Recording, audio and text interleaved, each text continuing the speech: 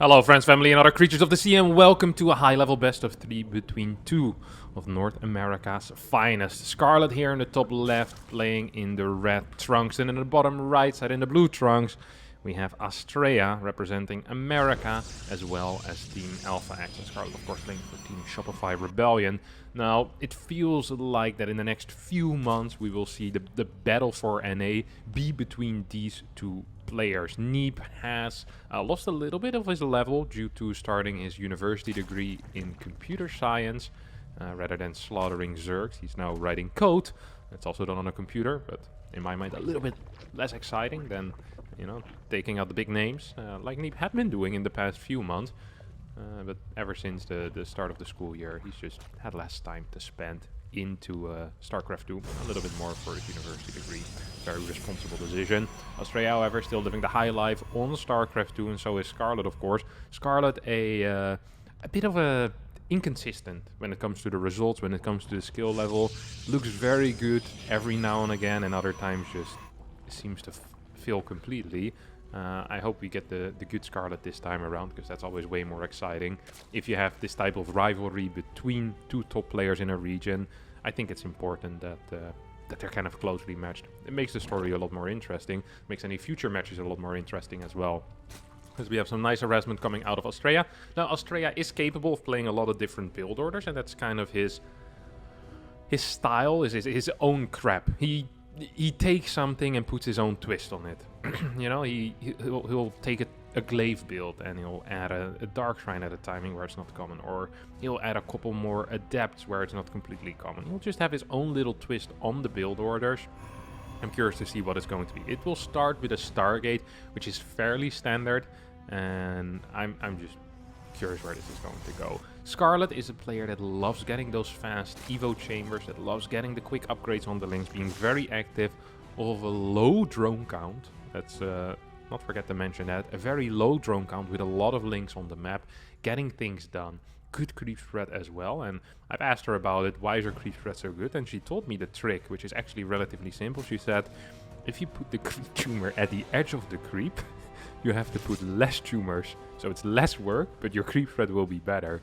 And it's something I'm going to be paying attention to this game as well, is that all the creep tumors will be properly placed at the edge of the creep, and if it isn't, I'll be sending an angry email to the customer service. Ooh, that's a drone that gets killed there, but this adept also getting rather low there with 11 HP, will survive.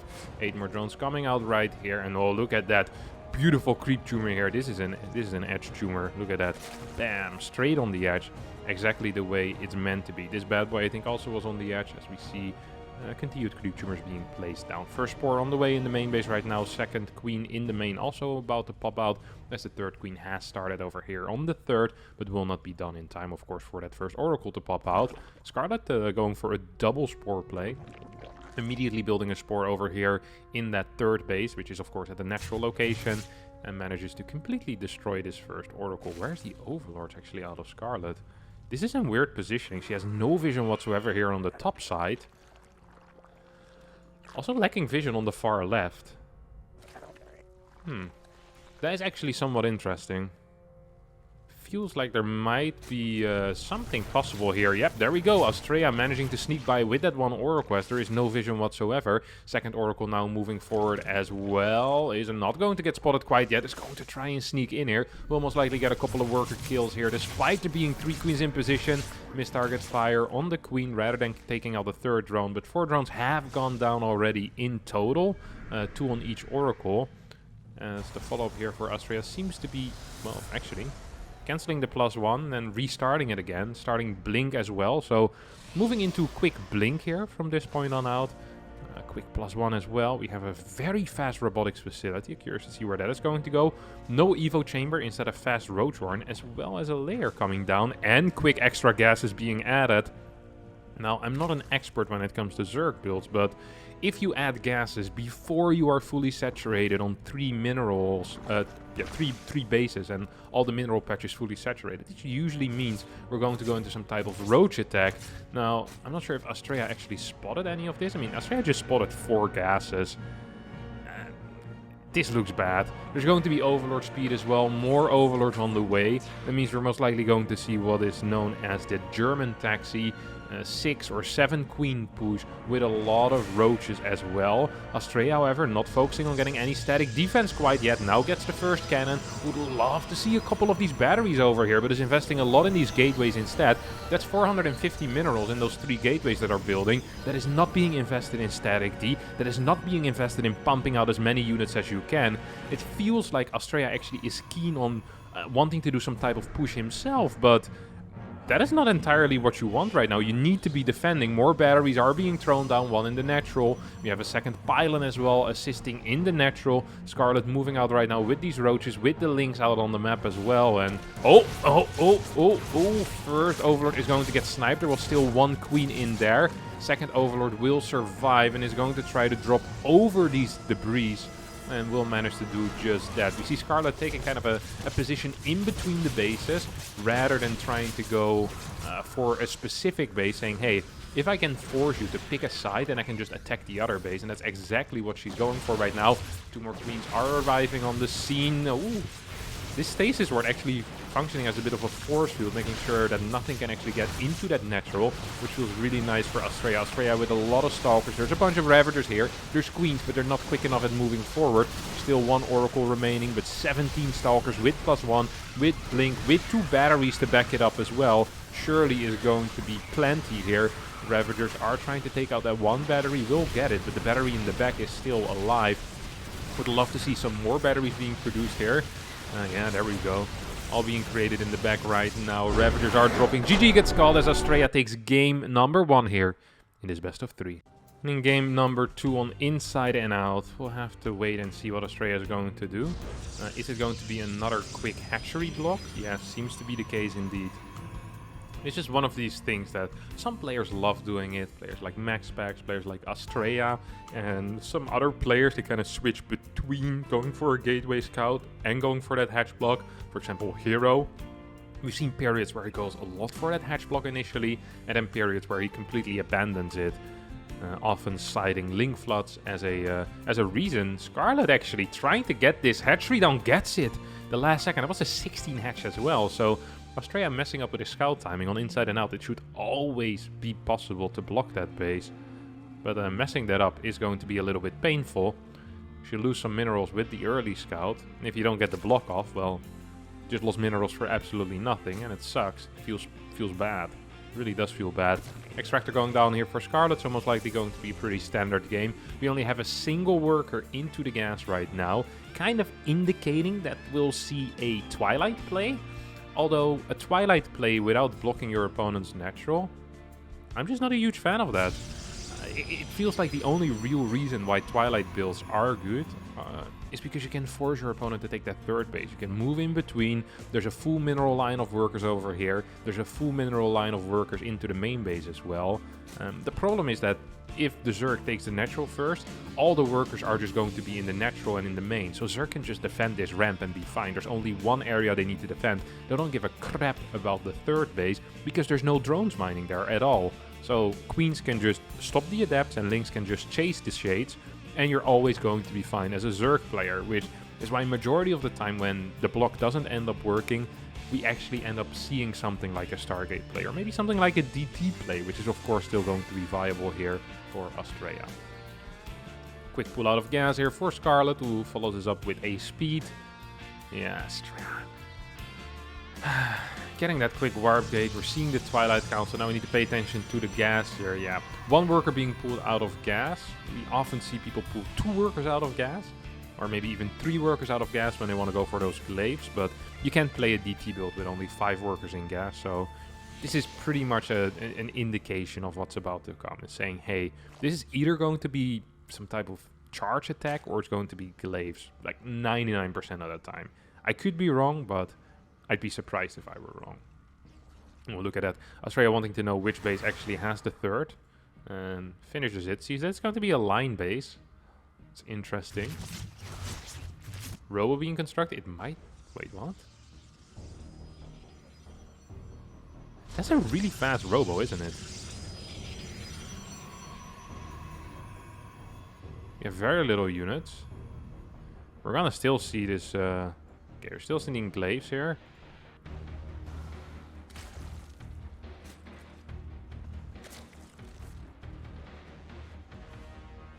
Back into mining with those gases. We're up to 3 gateways right now. We have another unit being produced out of that gate. So it's going to go up to 2 adepts before warp gate. Then we get a triple adept warp in and another triple adept warp in. Now my mathematics skills tell me that's going to be 8 adepts. Prism is on the way out already as well. Actually, it's a finely timed robo. I just misread it. It's been a while since I played glaive builds myself. I mean, kind of start forgetting the correct order of things. That's my bad. These gateways are finishing up, and we'll see the first warp in at 401, 402. Means we're gonna get 8 adepts at, well, about 420. Ooh, what happened here? One adept actually being delayed. Now, this looks minor, but it actually kind of sucks. If you're only gonna get in with 7 adepts at 420, that's actually pretty late. That's not a good timing whatsoever. Scarlett droned up to 43 workers. That is way more than your average Zerg ever would. Most of the time we see Zerg players go up to maybe like 38, 39, and then start that link production. But Scarlett saying, no, I actually feel very comfortable in this game. It did not get my natural blocked. I have a Roach Warren in the wall, so in the worst case scenario I can maybe even construct a bit of a wall. Cancels the spores as well, which is a pretty big deal. There's only 3 queens in position. And it's going to actually lose that first queen for basically free. Roaches are now coming out. There's not a whole lot of links. Drones go back to mining. This is a weird defense. I'm not a huge fan of this. This was done off of 2 gases. Usually if you play a 2-gas defense, you actually need some type of Ravagers. These Adept Shades are going to end up finishing up. We'll snipe one of these roaches. I can only imagine, right? Stake it out if you can. I mean, why not? These drones are not mining right now. It's Scarlett producing 16 more links, getting the Evo block as well. And all of these drones are going to end up falling. But so will a bunch of these adepts. And yes, losing 3-4 workers is bad, but losing all of these adepts is also going to suck. This is not a shade that can finish, and thus it will not. Adept count at only 5 right now. Let's take a look at the resources lost. This is often a very informative little tab that you get in case of glaive adept versus Zerg. Because if the resources lost is pretty equal and there's still a lot of drones alive, it feels very, very good for the Zerg player often, because they just get to drone up freely. Look how many roaches there are currently. Look how many links there are on the map as well. This just means that for the next minute and a half, Scarlett will not need to build anything except for more drones. And that is also important. 14 drones on the way, layer starting, double Baneling Nest going down as well. Beautiful stuff, so you can get the Baneling speed, and then if one of your Baneling Nests gets killed, you still can build Banelings. Of course, it's not good, but it is some... I don't even know how that happens. She built them like half a second apart. I guess you just selected 2 drones accidentally and then click Baneling Nest twice. I don't even quite understand how this mistake happens. Surely she's gonna cancel one though, right? Surely. I mean, there's no way that this would ever finish in a professional game. But there is. Third base is on the way right now for Astrea, who's at 51 workers, is being outmined pretty heavily. Fourth base, I'd love to see a fourth base already here for Scarlett. I think that would help so much. Just getting that fourth base done. And the reason for that is pretty simple. So there's 2 scenarios. Oh, hold that thought. You have a double disruptor drop coming in. 5, 7.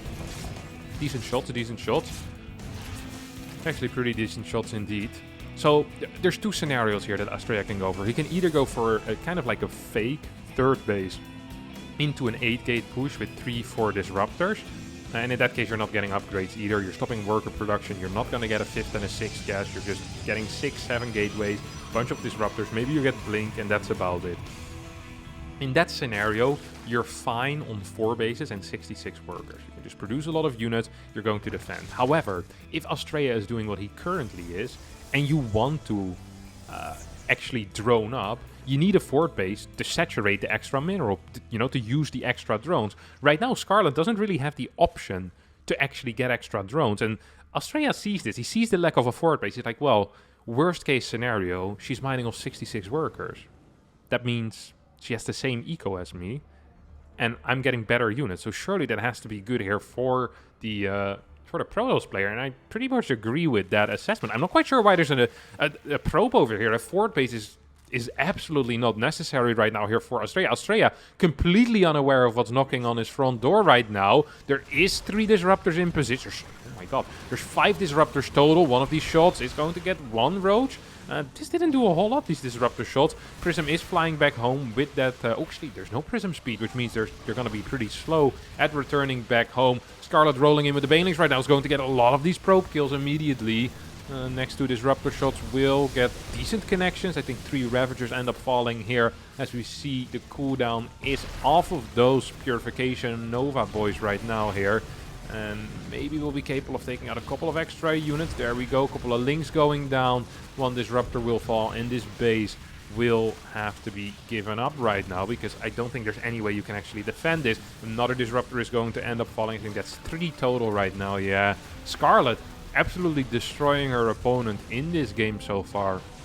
It's not completely over. Disruptors always have some potential. There's no upgrades whatsoever here for Scarlett, but she is getting a fort base. She is droning up once again. I do believe we have an Evo chamber somewhere. Yep. Wouldn't surprise me if we see a second Evo chamber next to it so you can get the melee upgrade as well as the range. Or maybe even throw down an infestation pit for potential hive plays would also be a viable thing. If you can get Vipers out against someone that's building disruptors, that is an absolutely fantastic thing. Ravager Lingbane Viper, yes sir, that's going to be great. Creep spread is looking pretty okay, especially given that there was a big all-in here. And during all-ins most of the time creep isn't being spread quite as much.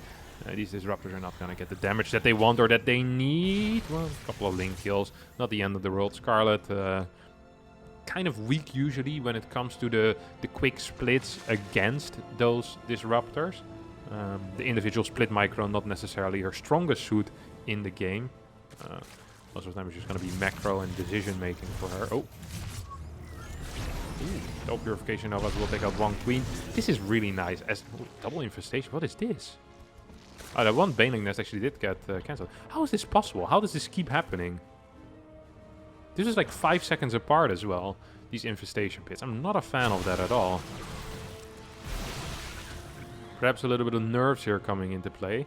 Just realized that I pushed the score in incorrect.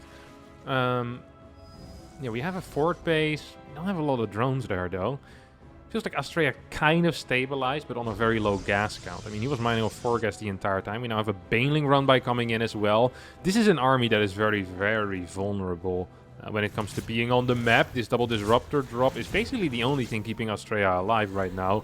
If it wasn't for those, then I don't quite see how he would be capable of doing anything. This is a big one. Purification Nova takes out 2 Ravagers and a Roach, but will cost him a Disruptor as well. Here comes the Baneling run by. Is going to be stopped by a quick blink forward into that choke. Making sure that the Banelings couldn't quite hit. Melee attacks level 1 is about to finish up. Hive is on the way as there's 20 more links coming in. 5th base has finished up as well right now for Scarlett, who's up to 75 workers against 57.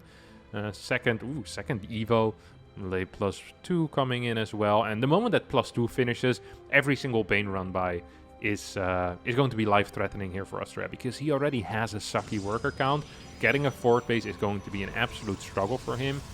And in this type of scenario, you always kind of have to wonder, what is the path to victory here for the Protoss player, right? Like, how can he possibly win? How does he maximize his chances at actually winning this game? And I believe that it's going to be playing somewhat on the map with this Stalker Disruptor army, hoping your opponent attacks off creep into you and you hit some big Purification Novas. But you never want to ever truly engage onto creep, or at least I don't think so. There are 17 more drones on the way right now as Astrea is moving out with this push. I love the fort base behind it.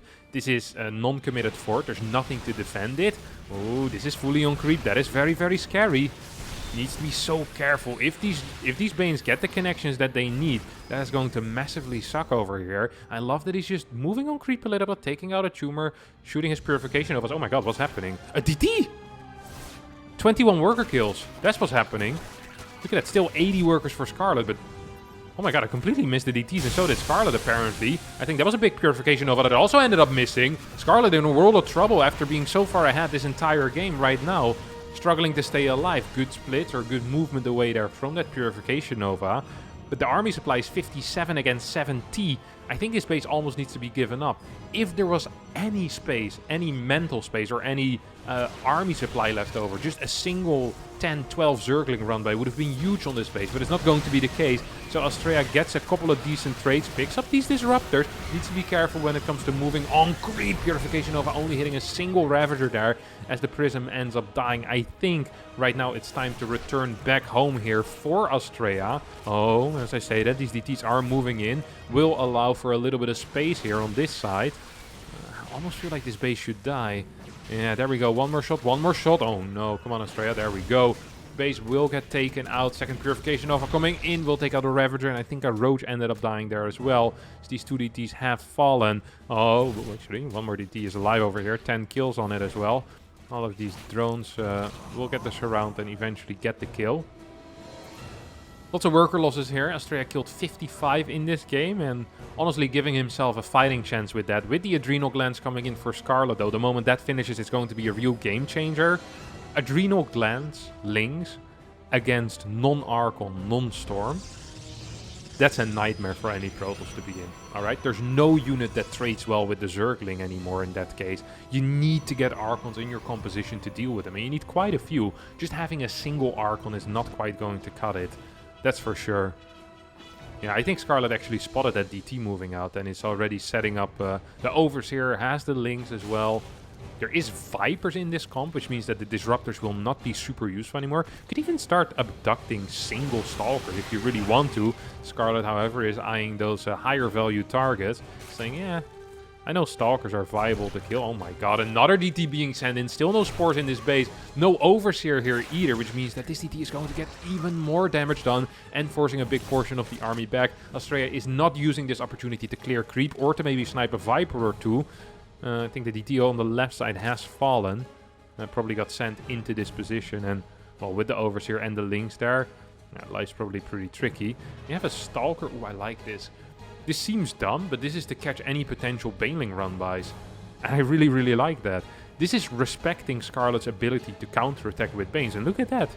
Preemptively having the Stalkers there. This is having like mind hack. Knowing your opponent wants to run by in the near future. And you already have these Stalkers there just patrolling. Gives you a little bit of a warning in case anything wants to run by. Spire is on the way right now. We have the +3 as well as +2 range coming in. Upgrade still looking fantastic here for Scarlett, but there are 5 Archons right now, which means that just the pure fighting power isn't necessarily going to be good enough. However, I think with good control on the Vipers, Scarlett still has a very good army, a very solid army that definitely could do something. Let's take a look at the first person here out of Astrea. Look at that speed over here. Sees it immediately, blinks in. Oh no, lets him slip through a little bit, but I don't think that's going to be the end of the world. Banelings will get taken out. Another single probe will end up dying. +3 is about to finish up here for Astrea, who blinks forward very aggressively. Here come the pools. 1, 2 coming in. Viper dies for its efforts, but 2 Disruptors being taken out. And an Overseer dying. I think this was an okay trade here for Scarlett. Still has a lot of Roaches and Ravagers in this army, and Roaches and Ravagers are so darn weak against these Disruptors. Vipers moving forward a bit too far. I would love to just see an Archon grab here as well. Oh, that's a big blink forward. Somewhat risky, actually. Somewhat risky indeed. Melee attacks level 3 finishing up, and here comes a huge attack. I actually think this could just straight up fight. I like it. Scarlett's realizing, hey, there's not that many units. There was no Archon there. Surely I can just send in a lot of Lings as well. If there's no Archons, you need Archons. Oh, I'm gonna send some of them Lings back to deal with the DT. I'd love for these Lings to join back with the army. Yes, indeed, here they come. This is a scary position, though, for Scarlett. I think she might be a little bit too eager here to attack, and I think Astrea might be a little bit too scared. There's no Banelings in this comp whatsoever. There's so many Purification Novas. Here we go. Ravagers are being taken out at a very rapid pace, but so are the Archons. Scarlett with an okay trade here initially, as long as she can make the retreat right now. 9 more Roaches, 2 more Vipers, 60 more Lings on the way. This base is in a lot of trouble, though, as every single Stalker is going to get taken out. Ooh, Super Battery gets blasted as well. There's 2 Zealots warping in, but every single probe will fall, and that all of a sudden makes this attack a lot more all-in than Astrea intended it to be. With this Viper popping out, it means that there's now going to be a timer on these Disruptors. Good splits there out of Scarlett. Actually keeping every single a big supply unit alive. I think it might have lost like a Ling or something, but kept the Roaches and the Ravagers alive. We still have Lings here on the 6 o'clock in case that base ever gets retaken. Scarlett double expanding right now. Technically it's 4 base versus 4 base, but Scarlett has a bigger bank, has slightly more income, and I much prefer her composition as well, especially once these Vipers get some energy in them. Very high Roach count with plenty of Lings to deal with the Stalkers. The Archon count is pretty much, well, nothing. It's 2 Archons. It's not enough against the Ling count that we have currently. So right now Astrea needs to, well, he needs to get lots of things. He needs more money. He needs a 5th base soon. Storm. Storm is a very good call. I like that. Because Storm, first of all, it allows you to get a lot of Zealots in as well, which is nice. Forcing Banelings to be built defensively. We see a Prism as well, so that's going to add another layer of multitask here for Scarlett to deal with, which is always tricky. There's no Spores in position at the edge to really deal with that, of course, because the Spores had been used to deal with any potential DT run-bys, which Astrea has been using to great effect in this game. 5th base is being taken here on that 6 o'clock. 7 Brutes on the way, though. It feels like Scarlett is always one step ahead composition-wise. And I actually believe that if there are plenty of anti-run-by forces out, that a Broodlord push could be the final thing that we'll see in this game. Look at this Prism going in, though. That's an issue, but there's still 2 Corruptors as well. Look at that. 2 Corruptors staying alive. I'm not so sure if this was actually meant for a Prism or if this was something else, but the Prism is going to get completely blasted by it. Zealot run by towards the left will most likely get caught by these Roaches and Ravagers. Some good control will, of course, take them out. +2 Carapace as well as +3 range on the way. This is a big attack. This is not just a run-by, so the anti-run-by force is not quite going to cut it. Broodlords are moving over already. There's a lot of units here, actually. There's also a lot of Zealots being sent towards the left side. This is so scary for Astrea. If he oversteps just a little bit, he could just straight up lose the game. At the same time, this left side base has been pretty much stopped mining. Uh-oh, blink forward here on top of those Vipers, but the Brutes in the back still dealing a lot of damage. I didn't quite like that blink forward because it lost them a lot of Stalkers. Now we have a Stalker flank coming in. Maybe can blink under the Broodlords, but can't even one-shot them, so maybe not quite the correct call. We'll end up losing 5 Stalkers to kill 2 Broodlords. Still a lot of Brutes alive. The army on the left side has died as well, and there's not enough money to quickly replenish all of these Zealots. The mineral income is simply just not there off of 57 probes, off of the bases that Astrea is mining off as well. Let's not forget, there is oversaturation already. He needs the 6th base to even put the current probes that he has, the current probe count, to good use. Do we have some storms? No, we don't. These Templars have been freshly warped in. Banelings probably will get the connections before they ever see a storm. Scarlett at 166 supply against Astrea's 92. And I do believe that our Canadian Zerg player is going to take this game with a couple of odd Broodlords, with a bunch of Roaches, practically a mid-game army composition still, with late-game upgrades, and yeah, added in a couple of Broodlords there as well. Feels like a very, very odd game. Astrea too slow to transition into something more meaningful, but there's going to be some air units or just a heavier storm count. Doesn't really matter too much. GG gets called. Scarlett wins game number 2. And just like that, we find ourselves over here on Data Sea, which initially I think if people talked about this map, is one of these maps where people looked at it and thought to themselves, this feels good for Zerg. You know, if you take out the rocks, you have kind of open spaces, easy flanking abilities. You know, 5th base, 6th base forward perhaps. Rich Vespine guys are always good for Zerg, of course. Really require that earlier gas. But in reality, I think we've come to realize over the past few months that this is a fine map for Protoss. You have the easy 4-base setups. You can full wall this area, can full wall this area. This is a full wallable area as well. And usually what you do is you either full wall the bottom and then like a semi-wall over here, take this 5th base, and it's all relatively safe. Really difficult for the Zerg to attack due to the length of the map as well. So yeah, I'm definitely a fan of this. I like this map as a Protoss player. Ooh! Look at that Scarlett with the line base here against Astrea. Very, very cool.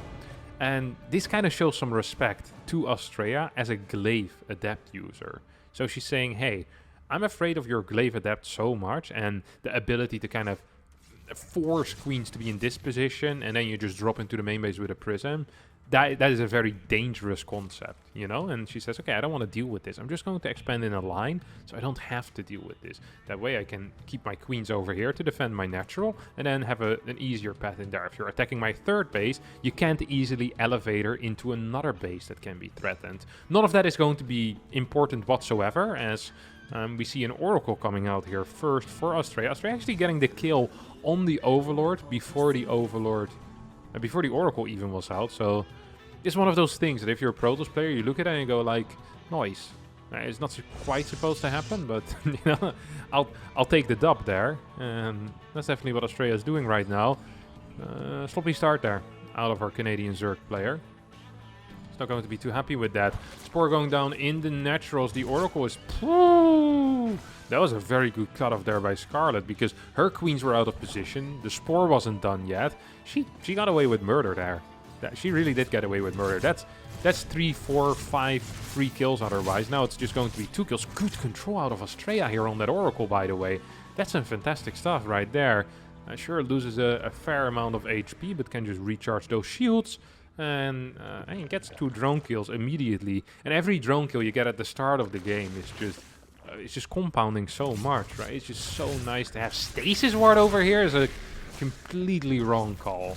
Into 3 queens, and this Oracle on the back, also the incorrect. No, you can't go in here, are you crazy? What a massive error here out of Astrea. Losing that 1 Oracle completely for free is obviously not what you want in this type of position, where you're only making 2 Oracles.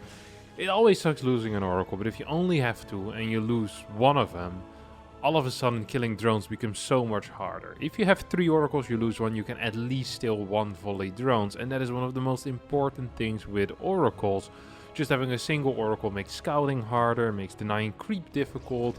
Any type of move out becomes extremely dedicated, extremely committed as well, because you can't really have the Oracles to fall back on off creep. Now this Oracle is moving in, we'll get 2 more worker kills.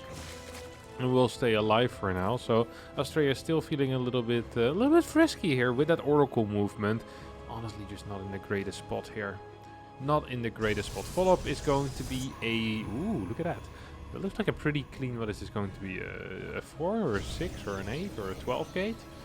We see 1, 2, 3. We see a 4, we see a 5, and we see a 6 coming in as well. So 6 gateways, 3 the extra gases. Then I'll have to wait and see what else is going to be built here. Will we see a fast forward base? Will we see more gateways being added in? There's a lot of options here, of course. Scarlett went up to 70 workers before building any links whatsoever, and even at this point, I'm not entirely sure if it's necessary to really build those links. Ooh, I think links just... Oh, almost just didn't spot these. Just barely managed to miss it. That's impressive. So much vision here for Scarlett, who's spreading a couple of creep tumors out on the map already, using very little tumors to spread the creep far and wide. No queens in the main base. Well, there's 2. That's not enough, obviously, against these Archons. This actually is a pretty big deal here. This was, what, straight up melee attacks level 1. Pure Ling. 31 links out, 7 queens. Queens not in position. Roaches are in production right now. Spire has gone down in the natural, as well as a Spine Crawler. We see 4 Banes being morphed in. This layer potentially in a little bit of trouble. There are a couple of transfuses available though, and I'm not so sure if Astrea can just right-click that base. I don't think he actually can. Lots of transfuses are being used and are disappearing pretty soon. Banelings will start moving in right now, and perhaps can get some good connections here. Roach is coming in to help out as well. This is fairly committed here out of Astrea. There's a lot of resources being sunk into this push. These queens are tanking enough. I think 4 queens have gone down so far. A bunch of roaches are still alive. Zealots focusing down the extractor rather than going for these roaches that are waiting, well, nearby the Archons. This ends up being a bit of a whiffed attack here, actually, coming out of Astrea. Felt like this could have gone much better, but it ended up going pretty poor. Hardly kills any workers. Doesn't really manage to deal damage, and his fort base is just insanely delayed. This pylon is blocking the fort, by the way. This is an incorrect pylon positioning. Needs to be, I think, 1 hex more towards the south if you want to get a nexus down on this fort base location. Oh no, Astrea, that's a pretty sizable mistake, actually. 8 overlords. Talking about sizable mistakes, that definitely is one as well. 8 overlords at the same time. We have +1 on the flyer attacks coming in here. Look at this. He's gonna be so sad right now. You're gonna need to take out your pylon, buddy. There we go, yeah. I saw it already. That's a bad spot for a pylon. One too far, one hex too far to the north. We now have 10 mutas coming out. I feel like if you scout 8 gases in the way that... Ooh, wait, maybe Astrea didn't scout the 8 gases. Maybe Astrea is just aware of the fact that there's 6 gases. And against 6 gases, you can't really say this is 100% going to be Mutalisk, but against 8 gases, you can pretty much say that it is going to be Mutalisk. And now Astrea is moving in and scouting these gases here, and this is just extremely suspicious. Would love to see a battery, would love to see a Phoenix start as well. We don't have Blink, we don't have any defensive measures here against these Mutalisks. So they're gonna start flying in right about now. And well, let's take a look at the response time here coming out of Astrea. It's not doing much of anything. Loses a bunch of workers, kills a bunch of workers, warps in the Stalkers here, starts Blink immediately, no Phoenix on the way yet.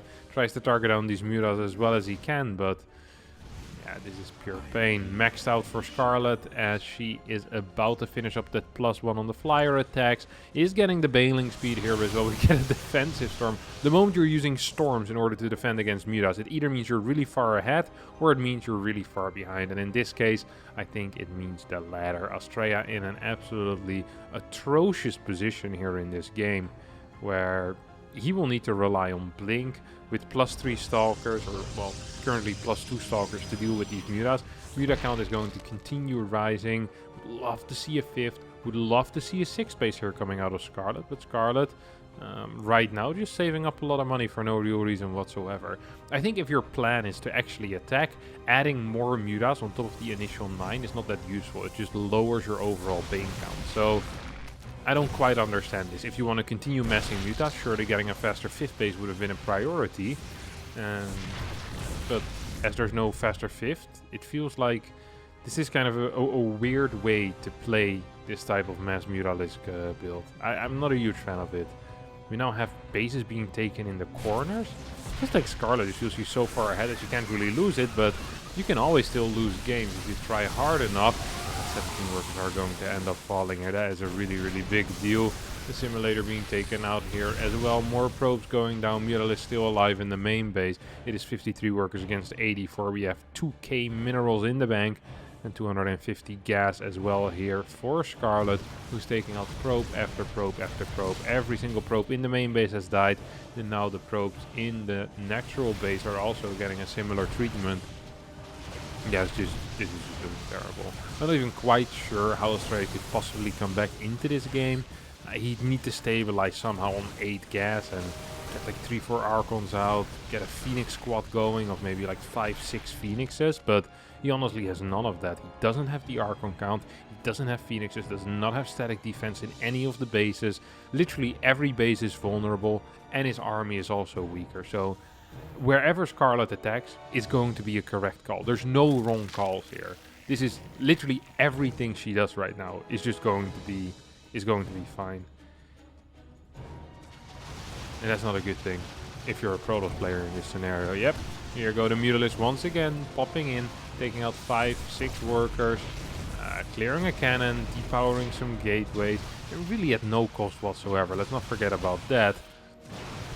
Even if Scarlett ends up losing like 3-4 Mutalisk here, these trades are still fine because she's just outmining Astrea by so much. Gateways will get taken out. It means no more wall over here. Future Baneling run-bys are going to be way more successful due to that. And we already have a Baneling Roach Ravager attack coming towards this. I think it was the 3rd base actually. Banelings rolling in. Probes get pulled. A little bit too late. 10 workers go down instantly. 39 workers still remaining. Make that 38 as the Immortals stay alive. The Muta count is continuing to rise up to 19 at this point with 7 more on the way. +1 Carapace is about 20% down, maybe 15% down. And hopefully it's actually going to continue to do something useful here. Not too sure if that's actually going to be quite the case. We have a hatchery, hatcheries. Not expanding to regular location. I think Scarlett was preparing for a base trade, which she might end up getting one right now, but you can also just straight up engage into this army. It's just absolutely over. This series, this game is completely over. The best North American player is a Zerg. At least, well, we haven't seen Scarlett against Neat, but in this series, the best player definitely was a Zerg. As Scarlett wins 2-1 against Astrea here in the North American face-off.